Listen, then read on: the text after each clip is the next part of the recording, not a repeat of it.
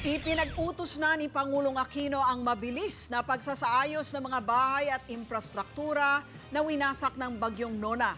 Ang mga biktima naman ng kalamidad sa Visayas, positibo pa rin daw na sasalubungin ang Pasko.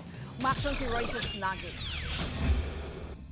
Higit isang linggo na ang nakalilipas mula ng manalasa ang Bagyong Nona sa Oriental Mindoro, pero bakas pa rin ang matinding pinsala sa lugar. Mula sa mga nawasak na bahay, natumbang mga puno at poste ng kuryente at mga nasirang pananim.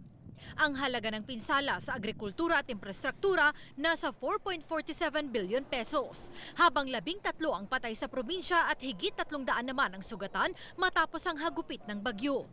Kaya naman ang bumisita si Pangulong Aquino sa bayan ng Pinamalayan kanina, dagdag pondo ang apela agad ng mga taga-lokal na gobyerno. Agad namang nagbaba ng utos si Pinoy para sa pagbangon ng Oriental Mindoro.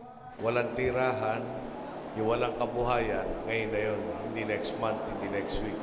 So kailangan natin kasi kasuhin ito ngayon din. Pinangunahan din ni Aquino ang pamamahagi ng relief goods. Sa kabila naman ng kanilang sitwasyon, positibo pa rin sasalubungin ng mga biktima ng kalamidad ang Pasko at Bagong Taon.